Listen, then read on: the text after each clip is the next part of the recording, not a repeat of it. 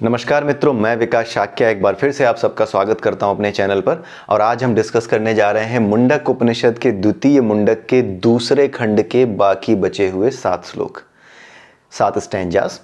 तो पिछले वीडियो में हमने 4 स्टैंजास डिस्कस किए थे द्वितीय मुंडक के दूसरे खंड के। जैसा कि हमने पहले ही डिस्कस किया है कि जो मुंडक उपनिषद है उसके 3 पार्ट्स हैं। हर पार्ट को एक मुंडक कहा जाता है और हर मुंडक के 2 पार्ट्स हैं, सब पार्ट्स हैं उसके। तो जो सब पार्ट्स हैं उनको खंड कहा जाता है। तो अभी हम दूसरे मुंडक के दूसरे खंड पे हैं, तो ये कुल मिला के चौथा खंड चल रहा है। इसके बाद तीसरा मुंडक आएगा जिसमें 2 खंड होंगे अगेन, तो 2 खंड बाकी बचेंगे। उन 2 खंडों को भी हम समाप्त कर देंगे और उसके बाद हम फिर से अष्टावक्र गीता वाली जो प्लेलिस्ट है, जो हमारा एक अलग से प्लेलिस्ट चल रही है अष्टावक्र गीता की, चैप्टर 1, 2 हम खत्म कर चुके हैं। चैप्टर नंबर 3 से अब हम शुरू होंगे। ठीक है, तो आइए देखते हैं मुंडक उपनिषद के द्वितीय मुंडक के दूसरे खंड के ये बाकी के बचे हुए 7 स्टैंजास। और इन 7 स्टैंजास को समझने के बाद, सुनने के बाद आपको ये पता चलेगा कि जो कुछ आपने भगवत गीता में समझा था, अगर आप हमारे चैनल पर शुरू से बने हुए थे और भगवत गीता भी आपने हमारे चैनल पर फॉलो की है, तो उस केस में आपको ये पता चलेगा, समझ में आएगा कि जो कुछ भगवत गीता में आपने 13वें चैप्टर में पढ़ा था वो सब का सब यहाँ पर समझने के लिए फिर से एक तरीके से रिवाइज हो रहा है। जैसा कि मैंने आपको कहा है पहले ही कि भगवत गीता स्वयं भगवान है, वो स्वयं भू परमात्मा है।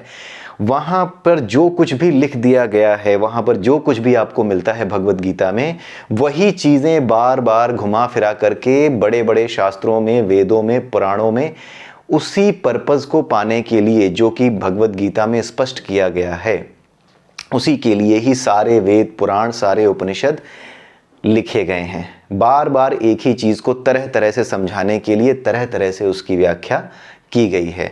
और ये व्याख्या आप ये देख लीजिए कि इतने ग्रंथ मौजूद हैं, तो जरा सोचिए, जब इतने ढेर सारे ग्रंथ रहे होंगे, हमने सिर्फ 3 या 4 अभी समझे हैं, उतने में ही आप सोचिए कि चीज़ों को लेकर के क्लैरिटी आने लगती है। तो जब उतनी सारी चीज़ों को आप पढ़ेंगे तो लगातार क्लैरिटी आती जाएगी। इतना कुछ जानने के बाद ऐसा नहीं कि सब कुछ जान गए, है सब कुछ वही, लेकिन इतनी तरह से व्याख्या की गई है ताकि सूक्ष्म से सूक्ष्म तत्व भी जो बचा रह जाता है कहीं पर किसी जगह पर, वो दूसरी जगह पर उसको एक्सप्लोर कर दिया जाए। अगर कोई चीज़ यहाँ इस उपनिषद में कम है तो इसका यहाँ पर अगर कोई क्वेश्चन माइंड में रह जाता है या नहीं भी आता है, तो भी किसी दूसरे उपनिषद में कोई एक ऐसी चीज़ आएगी जहाँ पे आपको फिर से इस उपनिषद की याद आएगी कि वहाँ पर ये चीज़ लिखी थी और ये क्वेश्चन मेरे माइंड में नहीं आया था, तो यस, यहाँ पर ये चीज़ क्लैरिफाई की जा रही है अपने आप। और अगर आता भी है आपके दिमाग में तो ऐसा कोई प्रश्न नहीं है जिसका जवाब हमारे उपनिषदों में, भागवत गीता में या हमारे स्क्रिप्चर्स में ना मिले। ठीक है, मिलेगा ही मिलेगा। तो आइए देखते हैं 5वें, 6ठे, 7वें, 8वें, 9वें, 10वें और 11वें स्टैंजा को क्या कहा जा रहा है इसमें। 5वां स्टैंजा बहुत ही सिंपल है। इसमें कहा जा रहा है कि जिसमें द्युलोक, एक दिन हमने वो परम पुरुष की कल्पना की थी जिसमें द्युलोक क्या था, माथा था उस परम पुरुष का, पृथ्वी क्या था, उसके चरण थे।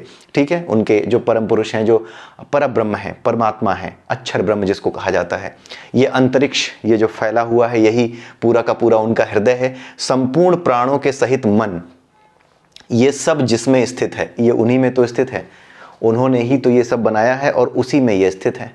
ठीक है, उसी में ये सारी चीज़ें स्थित हैं, उन्हीं की वजह से ही ये स्थित हैं, उन्हीं की वजह से ये फैले हुए हैं। मतलब कि वही इन सब चीज़ों का आधार है। स्थित होने का अर्थ यहाँ पर ये है कि वही इन चीज़ों का आधार है। ठीक है, उस एक आत्मा को जानो, वही अमृत का सेतु है। यानी उसी परब्रह्म, अक्षर ब्रह्म को जानो, वही मोक्ष का यानी मुक्ति का सेतु है, अमृत का सेतु है। अमृत यानी वास्तविक ज्ञान, अंतिम ज्ञान, आखिरी ज्ञान, जिसको जानने के बाद कुछ जानना शेष नहीं रह जाता, या जिसको जानने के बाद सब कुछ जाना हुआ हो जाता है, उसके बारे में यहाँ कहा जा रहा है। वही अक्षर ब्रह्म यानी परमात्मा, उसी तत्व को जानो, वही श्रेष्ठ है। और ये बात तो हम कई बार डिस्कस कर चुके हैं कि हाँ, वो क्यों श्रेष्ठ है, वो उसी से सब कुछ उत्पन्न है, इसलिए वो सर्वश्रेष्ठ है। तो उसी को जानो। ठीक है, उस एक आत्मा को जानो, वही अमृत का सेतु है। अब 6ठे स्टैंजा में ये कहा जा रहा है कि जैसे एक रथ होता है, रथ चक्र में जिस प्रकार अरे मतलब वो जो तीलियां होती हैं, साइकिल होती है, साइकिल में आपने देखा होगा कि जो तीलियां चारों तरफ उस साइकिल की जो परिधि होती है, जो पेरीमीटर होता है, उस पर जाकर के लगी होती हैं, उसी तरीके से, जिस तरीके से रथ में ये सारे के सारी तीलियां लगी होती हैं, पहिए, इसको अरे कहते हैं, हम तीलियां कहते हैं, यहाँ पर अरे कहा गया है। रथ में जो लकड़ी के माध्यम से, लकड़ी के जो टुकड़े होते हैं जो इस तरीके से पूरे रथ को थामे रहते हैं धुरी के साथ, उनको अरे कहा जाता है। तो जिस प्रकार रथ में सारे अरे लगे होते हैं, उसी प्रकार हृदय में, यहाँ पे देखिए, हृदय से नाड़ियों में उत्पन्न वह संचार करता है, यानी हृदय ही मेन चीज है जिससे ये जीवन प्रकाशित होता है। और हमने पहले भी पढ़ा कि जो आनंदमय कोश है, उसी को हमारा अंतःकरण कहते हैं। यही वो हृदय है जहां पे परमात्मा निवास करता है। अंतःकरण को हृदय कहा गया है यहाँ पर, ठीक है। तो जिस प्रकार रथ चक्र में अरे लगे होते हैं, अब यहाँ पर हृदय की बात की जा रही है, यहाँ पर अंतःकरण की थी, यहाँ पर आप देखिए हृदय की बात की जा रही है। जिस प्रकार रथ में अरे लगे होते हैं, उसी प्रकार हृदय से नाड़ियों में उत्पन्न जो नाड़ियां होती हैं, जितनी भी नाड़ियों में रक्त का प्रवाह हो रहा है, वो किसकी वजह से हो रहा है? हृदय की वजह से हो रहा है। जब वो प्रवाहित ना हो तो शरीर का कोई भी अंग, कोई भी इंद्रिय क्या होगी? वो प्रकाशित नहीं होगी, यानी वो अपना काम नहीं कर पाएगी। जिस प्रकार रथ चक्र में अरे लगे होते हैं, उसी प्रकार हृदय से नाड़ियों में उत्पन्न वह संचार करता है, ठीक है। यानी जिस तरह से रथ पूरे धुरी को संभाले रहता है, पूरे पहिए को संभाले रहता है, उसी प्रकार हृदय जो अंतःकरण का स्थल है, ठीक है, अंतःकरण हृदय के भीतर, ठीक है, हृदय की बात यहाँ पे हो रही है। उस हृदय में स्थित वो परमात्मा नाड़ियों से उत्पन्न होकर के, तरह तरह की नाड़ियों में रक्त का प्रवाह करके, संचार करके, वो क्या करता है? सभी इंद्रियों को प्रकाशित रखता है, जिसकी वजह से ये इंद्रियां इंद्रिय विषयों की तरफ भागती हैं और हमारा जीवन चलता है, ठीक है। तो यही चीज यहाँ पे कही जा रही है, ठीक है। जिस प्रकार रथ चक्र में अरे लगे होते हैं, उसी तरह से वही परमात्मा ये सारी की सारी चीजें संभाले हुए है हमारे शरीर में भी, हृदय में स्थित होकर के, नाड़ियों में सारे रक्त को प्रवाहित करके, ऊर्जा या चेतना को प्रवाहित करके, ठीक है। तो वो उसका स्वरूप क्या है? उसका स्वरूप है ओम। ये पिछले वीडियो में हमने डिस्कस किया था। ओम, ओम क्या है? प्रणव। वो जो धनुष और तीर की बात कर रहे थे, जो प्रणव है वो धनुष है, यानी जो ओमकार की ध्वनि है वही धनुष है। इस पर अपनी आत्मा रूपी बाण को चलाओ और उसे परमात्मा में विलीन कर दो, अपने बिल्कुल लक्ष्य को सिद्ध करो। जो बाण है वो आत्मा रूपी बाण है, और मन से उसको, मन को स्थिर करके, बुद्धि को स्थिर करके उसको सीधे सीधे आत्मा में, आत्मा को उठा करके, आत्मा रूपी बाण को उठा करके परमात्मा में विलीन कर दो। यही जो मेटाफर था यूज किया गया था वहां पे धनुष और बाण का। तो उस ओम का ध्यान करो, यानी उस अक्षर ओम का ध्यान करो, वही उस परमात्मा का स्वरूप है। इस ओम के बारे में हमने इसकी जो चेतना होती है, इस चेतना के जितने स्तर होते हैं, इसके बारे में हमने मांडुक्य उपनिषद में भी स्टडी किया हुआ है, इस ओम के अलग अलग स्तर के बारे में, ठीक है। तो वहां पर मांडुक्य उपनिषद की प्लेलिस्ट हमारे यहाँ मौजूद है, वहां भी चाहे तो आप जाकर के देख सकते हैं। अब इसके आगे गुरुजी कहते हैं कि अज्ञान के पार जाने में तुम्हारा कल्याण हो। अब जो कुछ बताना था ब्रह्म के बारे में, जो अक्षर ब्रह्म है, वो अब यहां तक बता चुके। अक्षर ब्रह्म क्या है? जिससे कि ये सब कुछ प्रकट है, ठीक है। जो अक्षर ब्रह्म है, परमात्मा है, उसको, क्योंकि वो भी नष्ट नहीं होता, इसलिए वो भी अक्षर ही है, ठीक है। अन्यथा परमात्मा की तीन शक्तियां हैं, स्वयं परमात्मा, एक अक्षर ब्रह्म जिससे ये पूरा परा, यानी वो तत्व जो कभी नष्ट नहीं होते, सदा एक से रहते हैं, उनका नियामक है। क्षर ब्रह्म उनका नियामक है, जो अपरा सृष्टि जो होती है, अपरा सृष्टि में जो तत्व होते हैं उनके जो नियामक है, मन बुद्धि अहंकार समेत वो सारी चीजें जो नियामक हैं वो अपरा के भीतर हैं, ठीक है। उसको क्षर ब्रह्म कहते हैं। और क्योंकि अक्षर ब्रह्म श्रेष्ठ है, उसी से कल्याण होगा। क्यों? क्योंकि वो विद्या है, उसके बारे में जानना विद्या है। उसके बारे में क्या जानना? कि वही सब कुछ है, किस किस चीज में क्या क्या है, हमारे शरीर के अंगों में क्या है, इस सृष्टि में क्या है, वही है, यही जानना है। उसके अलावा कैसे है, वो ये तत्व कैसे बनाता है, परमात्मा कैसे इन चीजों को बनाता है, कैसे बना डालता है, ये आप नहीं जानते। कैसे उसमें जो है प्रोसेस बना के रखता है कि हाँ ये चीजें ऐसे काम करें, वो आप नहीं जानते। आप सिर्फ ये जान सकते हैं कि ये उसी का है, इतना ही जानना विद्या है। इस बात को जानना कि वही सब कुछ है, उसी से है, ये विद्या है। लेकिन वो करता कैसे है ये कोई नहीं जान सकता। और इस बात का स्पष्टीकरण आपको भगवत गीता में भी मिला होगा, जहां पे भगवान कृष्ण ने एक जगह ये कहा है कि हे अर्जुन, मैं सबको जानता हूं, इस लोक में, पृथ्वी लोक में, बाकी सभी लोकों में मैं सबको जानता हूं, लेकिन कोई मुझे नहीं जान सकता कि मैं कैसे क्या काम करता हूं, किस तरह से करता हूं। कोई मुझे नहीं जान सकता कि कैसे करता हूं ये सारी चीजें। तो उनसे सब कुछ है, ये जान सकते हो। वो कैसे करते हैं, वो क्या हैं, ये नहीं जान सकते। वो कैसे काम करते हैं ये नहीं जान सकते, ठीक है। तो ये जो है वास्तविक विद्या है। परा की जो विद्या है यानी अक्षर ब्रह्म को जानने की जो विद्या है उसी को विद्या कहा गया है, और अपरा में जो कुछ जानने लायक है उसे अविद्या कहा है। लेकिन वो जानने लायक है। अविद्या का मतलब पहले भी हम डिस्कस कर चुके हैं कि ऐसा नहीं है कि वो पढ़ना ही नहीं है या उसे जानना ही नहीं है, वो जानने लायक तो है, लेकिन वो ऐसी विद्या है जिससे मोक्ष नहीं मिलता। मोक्ष किस विद्या से मिलता है? जब हम ये जान जाते हैं कि वही एक परम स्रोत है और उसे ही देखना है कहाँ? अपने अंतःकरण में, और उसमें सहायता कौन करता है? गुरु।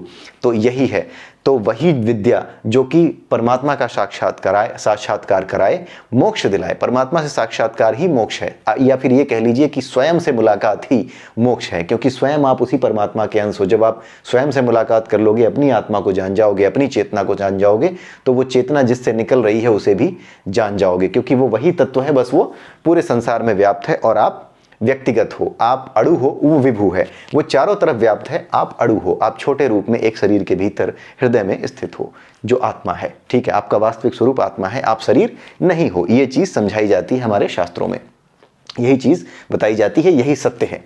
ठीक है, क्योंकि इसे आप अनुभव कर सकते हैं, ये सनातन है ना, तो ये प्रकृति को आप अनुभव अगर कर पाते हैं तो इन चीज़ों को समझने में कोई दिक्कत नहीं होगी।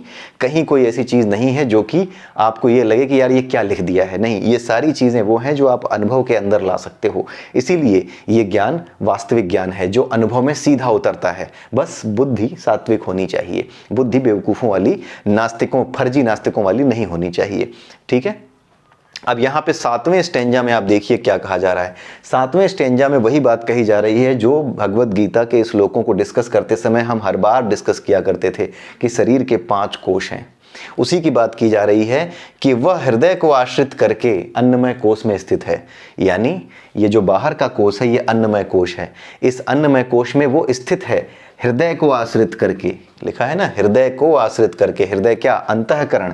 अंतःकरण का जहाँ वास है वो हृदय है, और वो अंतःकरण क्या है? सबसे आखिरी कोश में, आनंदमय कोश में उसका निवास स्थान है। ठीक है, तो वह हृदय को आश्रित करके, यानी हमारे हृदय को आश्रित करके वो जो परमात्मा है हमारे भीतर अन्नमय कोश में स्थित है। स्थित तो इसी अन्नमय कोश में है ना। अन्नमय कोश के भीतर, चाहे सबसे भीतर हो तो भी हो, तो आप अन्नमय कोश को ही आश्रय देने वाले। ठीक है, तो अन्नमय कोश में वो स्थित है। उसका अनुभव होने पर, फिर आया अनुभव, उसका अनुभव होने पर ही जो विवेकी यानी बुद्धिमान पुरुष है वो आत्म साक्षात्कार कर पाते हैं। ठीक है, और इसकी विधियां क्या है? वही भक्ति योग, कर्म योग, ज्ञान योग, ध्यान योग, यही सारी विधियां हैं। ठीक है, जो भगवत गीता में एक्सप्लेन्ड है। ठीक है, तो यहाँ पे यही बताया जा रहा है कि जब आप इसका अनुभव कर पाते हो जो परमात्मा है, तभी आप अपना साक्षात्कार कर पाते हो। ठीक है, और बिना गुरु के नहीं हो सकता, क्योंकि गुरु ईश्वर का ही श्वांश समझिए, उनका अपना ही अंश समझिए। वो गुरु जो होता है, जो सदगुरु होता है, वास्तविक गुरु होता है, वो ईश्वर का ही अवतार होता है। ठीक है, उन्हीं का रूप होता है, उन्हीं का अंश होता है। स्वांश, एक होता है श्वांश, एक होता है विभिन्नांश। 2 चीज़ें बताई जाती हैं। श्वांश मतलब मेरा अपना अंश, मैंने अपने शरीर से ये बाल तोड़ा तो ये मेरा बाल है, लेकिन मैंने एक बाल बनाया, वो मेरा अंश है, लेकिन वो विभिन्न अंश है। ये बाल जो कि मेरे ऊपर हैं, ऐसा ही एक बाल अगर मैंने बना दिया और किसी और को दे दिया, तो जिस चीज़ से ये बाल मैंने बनाए थे, जो मेरे पास भी थे, यही बाल मैंने उन्हीं तत्वों से मिलकर बना दिए, वो विभिन्नांश है, वो किसी और को लग जाएंगे, ऐसे समझिए। तो श्वांश और विभिन्नांश, जो श्वांश होता है वो परमात्मा का अपना अंश, उनके अपने अंश से उत्पन्न होता है। तो जितने भी ये मेन जो त्रिदेव बताए जाते हैं कि 3 देवता हैं, एक तो महादेव हैं, भगवान शिव हैं, एक है ब्रह्मा, एक है विष्णु, तो ये 3 भगवान के श्वांश हैं।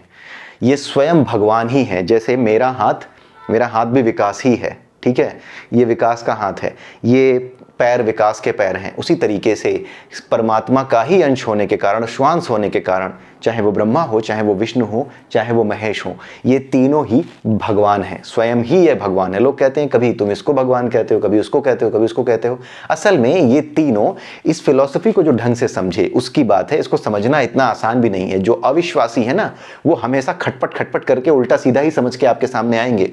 लेकिन जो इस बात को समझ जाता है कि ईश्वर अनेक, पूरा का पूरा अपने श्वांशों के साथ और अपने विभिन्नांशों के साथ पूरे तरफ हर जगह व्याप्त है, आपके भीतर भी जितने देवी देवता हैं उनके भीतर भी, और जो दूसरे अंश हैं, जो दूसरे देवता हैं, जैसे ब्रह्मा विष्णु महेश, जो मेन जो त्रिदेव होते हैं जिनको कहा जाता है, वो तीनों के तीनों देव वो उन्हीं के श्वांस हैं। आप ये समझ लीजिए, जो अभी बाल का एग्जाम्पल दिया कि मैंने एक बाल बनाया, जैसे बाल मेरे हैं वैसे ही मैंने बनाया, दूसरे के लिए बना दिया, तो वो विभिन्न अंश हो गया वो बाल। लेकिन मेरे शरीर का जो बाल है, जो मैंने निकाला है, जो मुझ में स्थित है, ये मेरा अंश है, ये स्वांश है। ठीक है, उसी तरीके से ये जो ब्रह्मा विष्णु और महेश हैं, ये परमात्मा के ही विभिन्न अंश हैं, उन्हीं के अपने अंश हैं, स्वांश उनके ही अपने अंश हैं। विभिन्न अंश तो दूसरे हैं, जो देवी देवता और जो आपके वो होते हैं, जो आप स्वयं हो, वो आप विभिन्न अंश हो। जो श्वांश हैं वो क्या है, वो परमात्मा स्वयं है।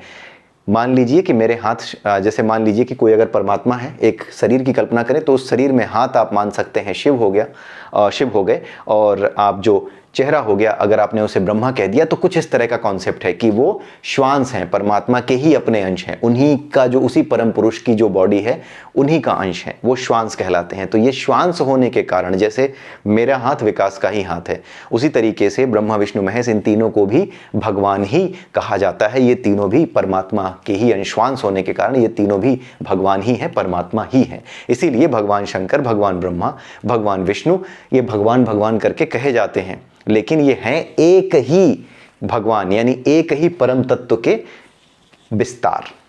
ठीक है, तो भगवान एक होते हुए भी, अजन्मा होते हुए भी विभिन्न रूपों में व्याप्त है। ठीक है, अलग अलग रूपों में वो व्याप्त भी है। ठीक है, तो एक होते हुए भी, एक पुंज होते हुए, एक बिना किसी आकार का होने के बावजूद भी वह तरह तरह के आकार लेता है, और एक जो है होने की वजह से भी उसके जो भी श्वांश उत्पन्न हो सकते हैं वो भी भगवान की श्रेणी में ही आते हैं, वो भी भगवान ही हैं। तो ब्रह्मा विष्णु महेश, इसीलिए इन तीन लोगों को ही भगवान शंकर, भगवान शिव को भी शंकर जी ही कहा जाता है। वो देवों के भी देव है, देवताओं के भी देवता कहे जाते हैं, वो भगवान है, वो भी भगवान है। ठीक है, तो है वो एक ही का अंश, एक ही भगवान के भीतर ये स्थित हैं, ब्रह्म विष्णु महेश। ये उसी तत्व के तीन सब एटॉमिक पार्ट, जो सब पार्टिकल्स कह सकते हैं, आप वो कह सकते हैं, उन्हीं के भीतर स्थित हैं। इसीलिए इन्हें भी, उनका श्वांश होने के कारण उन्हें भी भगवान कहा जाता है। ठीक है, लेकिन भगवान जो परम तत्व है वो एक ही है, उसी एक तत्व से ये तीनों तत्व जुड़े हुए हैं, और इन्हीं तीन तत्वों के माध्यम से, अपने श्वांश के माध्यम से इस पूरी सृष्टि का विस्तार परमात्मा करते हैं। ठीक है, तो परम तत्व यानी परमात्मा एक ही है।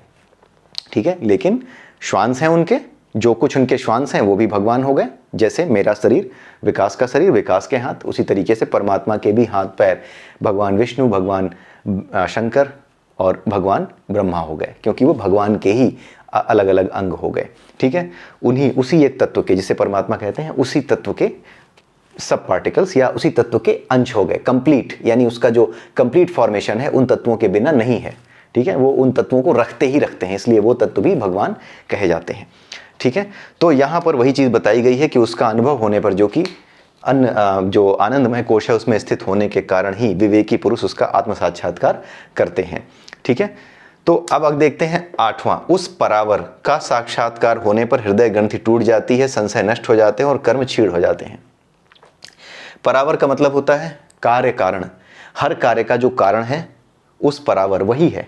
हर कार्य का, इस संसार में जितने भी कार्य हो रहे हैं इनडायरेक्टली वही उनका कारण है, वही उनका कारण है। क्यों? क्योंकि जितने भी तत्व हैं, जितने भी गुण हैं, चाहे सत हो, चाहे रज हो, चाहे तम हो, जिससे प्रेरित होकर के हम कर्म करते हैं, वो सारे गुण बनाए किसके हैं? उसी परमात्मा के बनाए हुए हैं। इसीलिए जितने भी कार्य हो रहे हैं संसार में उसका कारण वही है। तो परावर का मतलब होता है कार्य का कारण। ठीक है, कार्य कारण होने के कारण उस परावर का जब आपको साक्षात्कार हो जाता है, जो सभी चीज़ों का कारण है, तो हृदय ग्रंथि टूट जाती है। हृदय ग्रंथि टूटने का मतलब क्या है? ये जो अंतःकरण में स्थित जो आत्मा है, ये जो कोश है ना, इसके बारे में हमने कई बार डिस्कस किया भगवद गीता के समय भी। यही कोश जैसे जैसे आदमी आगे बढ़ता है, जैसे जैसे अपनी मनोमय वासनाएं, मन में जो वासनाएं हैं उसको दूर करता है, जैसे जैसे वो परमात्मा की ओर बढ़ता है, वैसे वैसे ये कितनी होती हैं, ये जितनी भी ग्रंथियां हैं, ये जितने भी कोश हैं, ये टूटते चले जाते हैं। और अंत में आखिरी जो ये अंतःकरण, जो हृदय वाला कोश है, हृदय की ग्रंथि है, ये भी टूट जाती है, जिसके अंदर ये आत्मा है। और इसके सारे कोश निकल जाने के बाद ये आत्मा वापस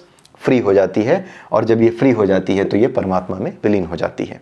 ये ठीक वैसे है कि पानी की तेल की एक बूंद है, जिसके चारों ओर कल्पना कीजिए कि तेल की बूंद के चारों ओर किसी तरीके से पानी की 5 लेयर चढ़ा दी गई हैं। ठीक है, अब धीरे धीरे जब वो पानी की लेयर्स हटेंगी, ऊपर तेल है, ठीक है, नीचे तेल की बूंद है, लेकिन वो तेल की बूंद पानी की 5 लेयर्स के बीच में है।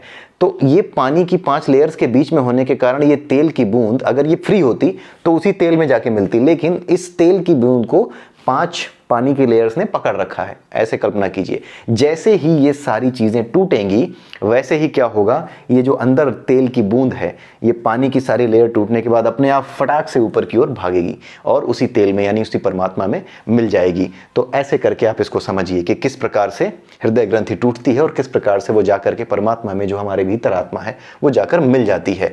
उसके सारे संशय नष्ट हो जाते हैं, उसके जितने भी डाउट्स हैं वो खत्म हो जाते हैं, हो ही जाएंगे, क्योंकि आपको सारी चीजें अपने आप पता लगने लगती हैं। ये अनुभव की बात है, कहने से कोई नहीं मान लेगा, ना आपको कहने से मेरे ऊपर विश्वास होना चाहिए, होगा भी नहीं। जब आप इसको स्वयं अनुभव करेंगे ना तो आपको पता चल जाएगा कि आपको तो किसी चीज का डाउट भी नहीं हो रहा।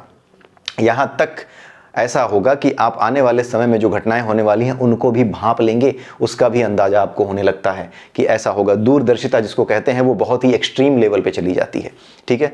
संशय नष्ट हो जाते हैं, कोई डाउट ही नहीं रहता, तो सही निर्णय और सही विचार और सही दिशा में आपकी सोच बढ़ती है, ठीक है, क्योंकि डाउट खत्म हो जाते हैं। कर्म क्षीण हो जाते हैं, ये इंपॉर्टेंट है। कर्म क्षीण, 2 तरह के कर्म होते हैं, एक प्रारब्ध वाले कर्म। प्रारब्ध वाले कर्म वो हैं जो कि पिछले जन्म में जो कर्म आपने किए हैं जिसकी वजह से ये जन्म मिला है, वो कहाँ इकट्ठे होते हैं, वासनाओं के रूप में मनोमय कोश में इकट्ठे होते हैं। मनोमय कोश में जो वासनाएं इकट्ठी हैं उन्हीं से क्या बनती है, मनुष्य की प्रवृत्ति बनती है। जैसी वासनाएं इकट्ठी कर ली वैसी ही प्रवृत्ति बन जाएगी। अगर वासनाएं ऐसी थी कि दूसरों से जलते हो, दूसरों से द्वेष करते हो, इसको मार लेना है, कुछ पाना है तो उसके लिए किसी भी कीमत पे गुजर जाना है, तो इससे क्या बनी, इन वासनाओं से एक प्रवृत्ति बनती है। ऐसा व्यक्ति जिस तरह की प्रवृत्ति धारण करता है वैसे ही उसकी आंखें, उसका शरीर हो जाता है और वो अगले जन्म में वैसा ही शरीर पाता है। फिर से जब वो मनुष्य का शरीर धारण करता है संभव, तो जो वासनाएं, जो वृत्तियां उसके अंतर्गत होती हैं उसके प्रारब्ध के कर्मों के अंतर्गत ही उसको वो शरीर मिलता है। तो वो प्रारब्ध जनित कर्म जो है वो उसको भोगने होते हैं। उसके फल अचानक से आते हैं, उसको पता भी नहीं चलता कि मेरे साथ ऐसा क्यों हो रहा है। क्यों? क्योंकि वो चुकाने हैं, उसको पूरा करना है। वो जो ऊर्जा इकट्ठी करी हुई है उसको वो खत्म करना है। लेकिन ये कब तक होता है, ये तब तक रहता है इस नए जन्म में, इस नए जीवन में, जब तक कि पुरानी प्रवृत्ति आप नष्ट न कर दें। पुरानी प्रवृत्ति नष्ट करने का मतलब क्या है, आप आत्म साक्षात्कार न कर लें, यानी आप परमात्मा को सामने सरेंडर ना कर दें। जब आप इसके प्रति सरेंडर कर देते हैं और सारी चीजें, सारी वासनाओं से मुक्त हो जाते हैं, तो जो प्रारब्ध जनित कर्म है, वो प्रारब्ध जनित कर्म क्या बनाते हैं, आपकी प्रवृत्ति बनाते हैं। तो असल में जब आप अपनी वासनाओं से इस जीवन में मुक्त हो जाते हैं, तो पुराने जीवन में वासनाओं की वजह से, वासना एक ही होती है, वासना अलग अलग टाइप की नहीं होती, वासना एक ही होती है। जब आप अपनी वासनाओं को नष्ट कर लेते हैं तो होता क्या है, पिछले जन्म के जो कर्म थे जिसकी वजह से आपकी वृत्ति बनी थी इस जन्म की, उन वासनाओं के नष्ट होने की वजह से उस वृत्ति का भी महत्व समाप्त हो जाता है, वो वृत्ति समाप्त हो जाती है। ठीक है, जब वो वृत्ति समाप्त हो जाती है तो उस वृत्ति की वजह से जो कर्म आप लेकर के आ रहे थे वो क्या होते हैं, वो आपके लिए नहीं रह जाते। ठीक है, आप ऐसे समझिए कि कल तक मैं किसी से द्वेष करता था या बात बात पे गुस्सा करता था, अचानक से मुझे ये साक्षात्कार हुआ, कोई गुरु मिला, कोई सद्गुरु मिला, उसने मुझे मेरा साक्षात्कार कराया। अब क्या हुआ, जैसे ही उसने मुझे साक्षात्कार कराया, मेरे भीतर से वो द्वेष, किसी से बदले लेने की भावना थी, बचपन से ही सोच के बैठा था कि बड़ा होऊंगा तो उसको मारूंगा, या पहले से सोच के बैठा था कि उससे एक दिन बदला लूंगा। जैसे ही आत्म साक्षात्कार हुआ, ये जो मेरी प्रवृत्ति थी द्वेष करने की, बदला लेने की भावना, ये प्रवृत्ति ही तो होती है, ये प्रवृत्ति क्या होगी, ये नष्ट हो जाएगी। कैसे? आत्म साक्षात्कार होते ही।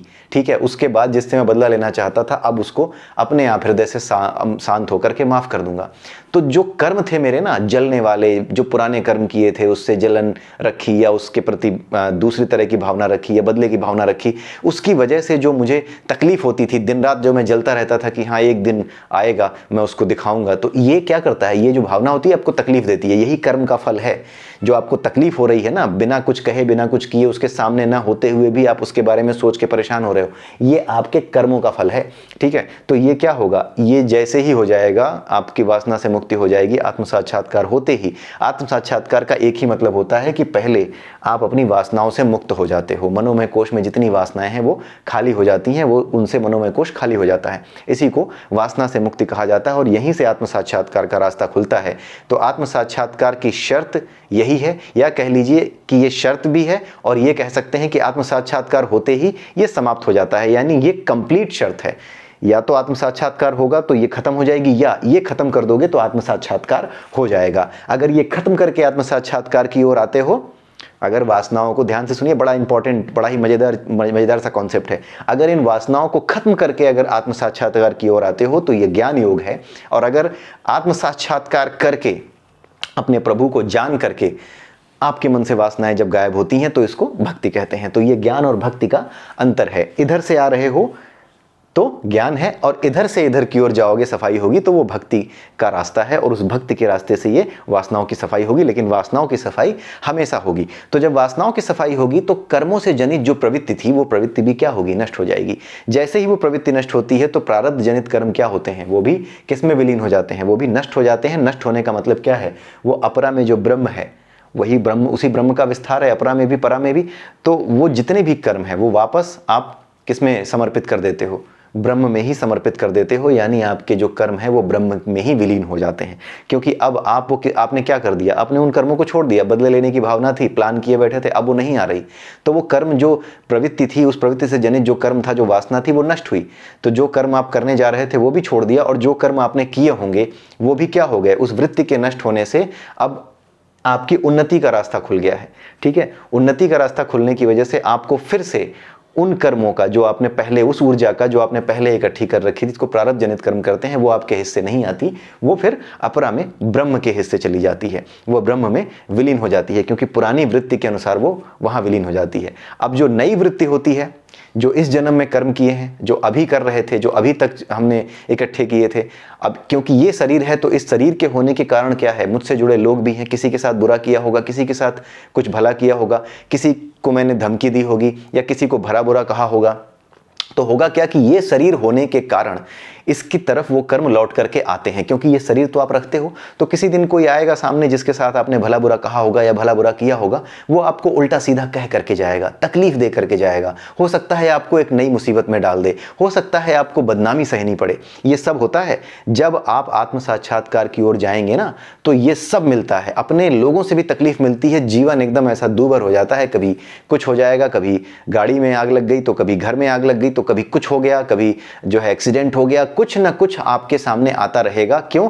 क्योंकि इस शरीर में रह करके फिर क्योंकि आपका अंतःकरण शुद्ध हो चुका है, तो अब इस शरीर में किसी कर्म का वास नहीं रह सकता। इसलिए जो भी आपने अभी तक किए हैं, इस शरीर के होने की वजह से पहले तो वापस आएगा, खत्म किया जाएगा उसको। और जो भी कोई नया है उसके लिए, कोई भी बुरा नया कर्म करने के लिए आप प्रेरित नहीं होंगे, ये तो हो ही जाएगा। और लेकिन जो कुछ आपने किया था इससे पहले, आत्म साक्षात्कार होने से पहले, किसी को भला बुरा कहा था, वो आके हो सकता है आपके खिलाफ साजिश कर दे, वो हो सकता है आपको आकर के आपको जहर पिलाने की कोशिश करे, हो सकता है आप पर हमला करे, हो सकता है कि आपको ऐसी जगह मार दे कि जो है आपका हाथ पैर टूट जाए या अपंग हो जाए जीवन भर के लिए। ये सारे क्या हैं? ये कर्म फल इस जीवन वाले, ये तो इस शरीर के होने की वजह से मिलेंगे। लेकिन जो पुराने वाले थे, जिसका शरीर नष्ट हो चुका था, उससे जनित जो कर्म थे, प्रारब्ध जनित जो कर्म थे, वो आपके हिस्से के नहीं रह जाते। फिर ये जो ब्रह्म है, उसका नियम ही ऐसा है कि जिसके अंतःकरण में कोई वासना का बीज नहीं है, वहां से सारी चीजें अपने आप वो सोख लेता है। बेसिकली ये समझ लीजिए कि वासनाओं के साथ ना, जो पुराने कर्म थे, जो भी कर्म थे, वासनाओं के साथ जो भी कर्म थे या जो भी वृत्तियां थी, वो निकल जाती हैं। वो सब एक साथ साफ होती हैं। वासना साफ होते ही सब एक साथ साफ होता है। आप ये समझ लीजिए कि घर में एक कीड़ा आ गया है जो दुर्गंध कर रहा है, तो वो जो कीड़ा जब निकाल दिया जाएगा घर से, तो दुर्गंध भी चली जाएगी। दुर्गंध का हल आपको नहीं निकालना पड़ेगा, कीड़े के निकलते ही दुर्गंध चली गई। तो वो दुर्गंध चाहे किसी भी तरीके की हो, उस कीड़े में चाहे कितनी भी गंदगी लगी हो, वो गंदगी उसी कीड़े के साथ निकल जाएगी। तो वासना भी ऐसा ही कीड़ा है, जब ये जाता है तो अपने साथ कर्म, फल और वृत्तियां सब लेकर के चला जाता है। और इस शरीर में होने की वजह से जो भी कर्म इससे किए हैं, क्योंकि आप तो जीवित हो, आपका शरीर है, आप लोगों के सामने जा रहे हो, जिनके साथ जो भी उल्टा सीधा किया है वो वापस आते हैं, क्योंकि आप उनका नुकसान नहीं करते, लेकिन आपने शुरुआत तो की थी पहले। तो जो भी बुरे कर्म किए थे, उसके बदले में जब वो देखते हैं कि आप कमज़ोर पड़ रहे हो, जब आप सही रास्ते पे चल रहे होते हो, तो उनके हिसाब से आप कमज़ोर लग रहे होते हो उन्हें, लेकिन आप अंदर से बहुत मजबूत हो रहे होते हो। तो उनके हिसाब से लग उन्हें लगता है कि ये अब कुछ नहीं करेगा, तो आपको सुनाना शुरू करते हैं। आपको वो तकलीफ सहना आ जाता है, आपको वो सहना पड़ता है। कई बार ऐसा लगता है कि यार ऐसा क्यों हो रहा है, लेकिन आप उसे सहिए। कई बार ऐसा भी लगता है, लेकिन कोई बताने वाला नहीं होता कि हाँ ये तुम क्यों सह रहे हो, ये सहते इसीलिए हैं। कई बार आपने देखा होगा कि जो लोग आध्यात्मिक मार्ग में होते हैं, आप लोगों में से ही कई लोग होंगे जो आध्यात्मिक मार्ग पे होंगे, उन्हें कई बार ये तकलीफ होती होगी कि मैं तो सही रास्ते पे चल रहा हूँ, मैं भगवान को मानने लगा हूँ, मैं सब कुछ अब जो है सही मार्ग पे चल के कर रहा हूँ, फिर भी पता नहीं लोग मुझे क्यों उल्टा सीधा कहते हैं, लोग मुझे तकलीफ क्यों देते हैं, बात बात पे मुझसे लड़ने क्यों आ जाते हैं, मुझे हर जगह हाथ जोड़ के ही क्यों निकलना पड़ता है, इतनी मुसीबत बिना बुलाए क्यों खड़ी हो जाती है। ये सब आप महसूस करेंगे। उसका कारण यही है, जब आप आत्म साक्षात्कार की ओर बढ़ते हैं, आपका अंतःकरण जब साफ होना शुरू होता है, तो ये जो ऊर्जा है, ये ऊर्जा क्या करती है, वो जान जाती है कि आपकी तरंग दैर्ध्य, आपके जो मनोमय कोश में जो वासनाएं हैं उसके खाली होने से आपकी जो एनर्जी लेवल है वो बदलती है और आपकी मनोमय कोश की जो फ्रिक्वेंसी है वो चेंज हो जाती है। जब वो चेंज हो जाती है तो परमात्मा का जो भी रास्ता है, उस मार्ग से जो भी तरंग दैर्ध्य, मतलब परमात्मा की भी एक तरंग दैर्ध्य इस पूरे के पूरे ब्रह्मांड में, इस पूरे के पूरे अपरा में स्थित है, वो जान जाती है। वो जान क्या जाती है, वो नियम है प्रकृति का कि जिस फ्रिक्वेंसी से आपकी फ्रिक्वेंसी मैच कर गई उसी के साथ उसका कनेक्शन हो जाएगा। ये रेडियो आपने बजाया होगा, वो क्या होता है, फ्रिक्वेंसी मैच ही तो कराते हो। तो जब आप अपनी अंतःकरण से सफाई करते हो तो आपकी फ्रिक्वेंसी क्या हो जाती है, उस लेवल की हो जाती है जिस लेवल की परातत्व की है, यानी परमात्मा की है। तो फिर वो आपकी मदद करता है। यही इसका मेटाफरिक मीनिंग है मदद करने का, कि आपकी फ्रिक्वेंसी उस फ्रिक्वेंसी से मैच होती है और फिर वो उसमें आपको अपने में समाहित कर लेता है, आपकी तरंग को भी। इसलिए फिर जितने भी कर्म हैं वो सब साफ होते हैं और जो कुछ भी इस शरीर में है वो फिर क्या करते हैं, वो कर्म कभी आपके अंदर इकट्ठे ना हो पाएं, आप बदले की भावना से ना जा पाएं। इसलिए इतने कड़े रूप में वो कर्म आते हैं आपके सामने, इतने कठोर रूप में वो घटनाएं आपके साथ घटती हैं कि आप सिर्फ और सिर्फ बैठ सकते हो, उसे सह सकते हो, ज़्यादा से ज़्यादा परेशान हो सकते हो, लेकिन कर कुछ नहीं पाओगे, चाह कर भी नहीं करोगे।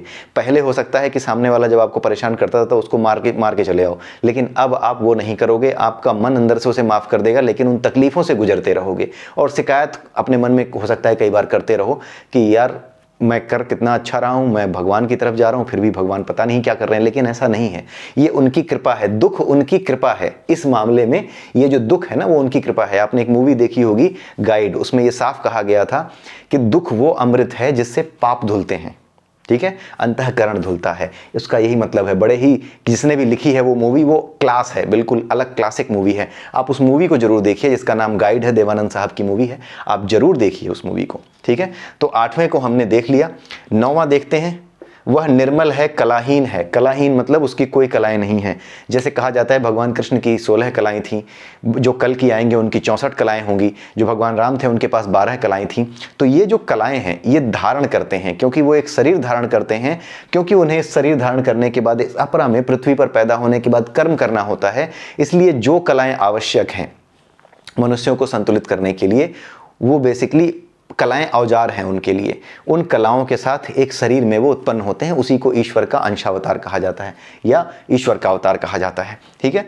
तो ऐसे वो कलाहीन हैं, लेकिन जब वो रूप लेते हैं तो जितनी कलाएं हो सकती हैं, जो भी वो डिसाइड करते हैं या जिस तरह की ज़रूरत होती है, जिस तरह की ऊर्जा की ज़रूरत होती है इस संसार में फैले पाप को दूर करने के लिए, जो कुछ भी चल रहा है, जैसे आज के समय में जो कुछ भी चल रहा है उसे दूर करने के लिए किसी साधारण व्यक्ति के बस का काम नहीं है ये।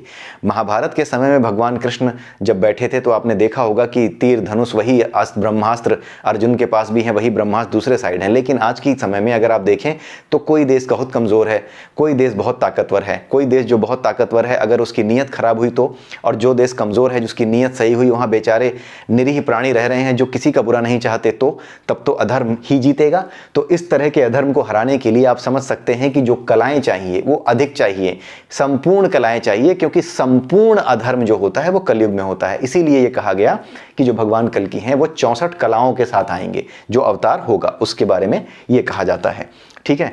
लेकिन वास्तव में वो कलाहीन है, उनके पास कला अपनी कोई कला नहीं है, वो निर्गुण हैं, कुछ नहीं है, वास्तविक रूप में कुछ नहीं है, लेकिन सारे गुण उन्हीं से प्रसारित हैं। अगर उन्हीं से प्रसारित हैं सारे गुण, और अगर उन्हें यहाँ आना पड़ा तो वो गुण लेकर के आते हैं उस एनर्जी की बॉडी बनाने के लिए, उस एनर्जी का शरीर लेकर के। जब एक शरीर में वो आते हैं तो उस लेवल का शरीर लेने के लिए वो बुद्धि लेकर के आते हैं, वो सारी चीज़ें इसी अपरा से लेते हैं, ठीक है, और लेकर के एक रूप लेकर के सामने आ जाते हैं। और उसमें वो एनर्जी लेवल होती है, उसकी फ्रिक्वेंसी ऐसे लेवल पे सेट होती है कि जिस युग में जैसी आवश्यकता है उस युग के अनुसार वहाँ पे चीज़ों को वो निपटा सकते हैं, वहाँ पे उन चीज़ों का निपटान वो कर सकते हैं। आप ये कतई मत समझिए कि आज के समय में जो भी हालात हैं इसे कोई ठीक नहीं कर सकता। कुछ लोग ऐसा भी कहते हैं कि भगवान भी नहीं कर सकता इसे ठीक। ये गलत है। जो इस विज्ञान को जानते हैं वो समझते हैं कि वो ठीक कर सकता है, उसी के बस का है। इनफैक्ट ये हो भी उसी की वजह से रहा है, जो कुछ भी आज संसार में हो रहा है। ठीक है, वो हिरण्यमय है यानी ज्योतिर्मय है। परम कोश यही आनंदमय कोश को कहा जा रहा है। परम कोश में विद्यमान है और आत्मज्ञानी द्वारा जाना जाने वाला है। जो आत्मज्ञानी है वही इनको जान पाते हैं। वह स्वयं प्रकाशित है, ये भी हमने भगवद गीता में एक बार पढ़ा है। एक जो चैप्टर नंबर 13, चैप्टर नंबर 10, 11 सब में ये इशारा किया है। भगवान कृष्ण ने कहा है कि जो मेरा लोक है वहाँ पर ना तो कोई सूर्य है ना ही कोई चंद्रमा है, वो अपने आप चमकता है। और केन उपनिषद भी हमने ये समझा है कि जो सूर्य है उससे ब्रह्म नहीं चमकता, उससे ब्रह्म को रोशनी नहीं मिलती, बल्कि सूर्य वो है ब्रह्म वो है जिसकी वजह से सूर्य को रोशनी मिलती है। तो वहाँ पर जिस लोक की बात की गई थी वो स्वयं प्रकाशित लोक है। तो उसी तरीके से भगवान के लिए यानी परमात्मा के लिए कहा गया है कि वो स्वयं प्रकाशित है। उसके यहाँ ना तो सूर्य है ना ही चंद्रमा है, जरूरत ही नहीं है, क्योंकि वो स्वयं प्रकाशित है। सच्चाई ये है कि उसी से सब कुछ प्रकाशित है, उसे किसी और के प्रकाश की आवश्यकता नहीं है, उसी से इनफैक्ट सारी चीज़ें प्रकाश पाती हैं। ठीक है, केन उपनिषद वाला जो कॉन्सेप्ट है वो है यहाँ पे 11वें में। यहाँ पे पूरा का पूरा एक समरी दे दी गई है कि ब्रह्म ही आगे है, यानी सभी दिशाओं में ब्रह्म ही ब्रह्म है। ये कहा गया है 11वें स्टेंजा में कि ब्रह्म ही आगे है, ब्रह्म ही पीछे है, ब्रह्म ही ऊपर नीचे, सर्वत्र ब्रह्म ही है। तो कुल मिलाकर के ये समझाने की जरूरत नहीं है कि हर जगह ऊपर नीचे आगे पीछे 10 दिशाओं में ब्रह्म कैसे है। जब सारे तत्व उसी के हैं, भीतर बाहर हर जगह उसी का राज है, तो इस लाइन को समझने की हमें बहुत ज़्यादा प्रॉब्लम नहीं आने वाली। ठीक है, तो आई होप कि आपको ये दूसरा खंड जो अब समाप्त हो गया ये समझ में आया होगा। और ये बड़े ही अच्छे कॉन्सेप्ट्स थे जो यहाँ पे आज हमने डिस्कस किए हैं। इससे और अच्छा आपको फील होगा जो भगवद गीता आपने समझी है। आप दोबारा जाकर के अगर आप भगवद गीता को खुद से भी पढ़ते हैं या हमारे चैनल पे भी रेफर करते हैं तो भी आपको समझ आएगा कि ये चीज़ें कितनी ज़रूरी हैं, कितने अच्छे से एक्सप्लेन की गई हैं। सारे जो कॉन्सेप्ट्स हैं भगवद गीता में भी जो एक्सप्लेन है उनका यहाँ पर विस्तार है, वो कितना अच्छा है, आपको समझने में कितना हेल्प करेगा। ठीक है, मुख्य उद्देश्य ही हमारा भगवद गीता को समझना है, उसको समझना, उसे जानना, भगवान का आशीर्वाद जो भगवद गीता के रूप में हमारे पास मौजूद है उस आशीर्वाद को लेना ही हमारा उद्देश्य है। और इसीलिए ये हम पढ़ रहे हैं। हम पढ़ ही इसको इसलिए रहे हैं ताकि हम ये जान सकें कि इसको पढ़ने की बहुत ज़्यादा आवश्यकता नहीं है। अगर हमें भगवद गीता समझ में आ गई, अगर हम इनसे वंचित भी रह गए तो भी ईश्वर की कृपा से, गुरु की कृपा से, केवल भगवद गीता के माध्यम से या फिर केवल गुरु कृपा के माध्यम से, जो कि स्वयं ईश्वर का अवतार होता है, जो सदगुरु होता है, उसके माध्यम से हम वो चीज़ें प्राप्त कर सकते हैं जो प्रयास करने के बाद ज्ञानी प्राप्त करते हैं। ठीक है, तो ये चीज़ें हम पढ़ ही इसलिए रहे हैं ताकि हम ये जानें कि जो कुछ है वो भगवद गीता ही है।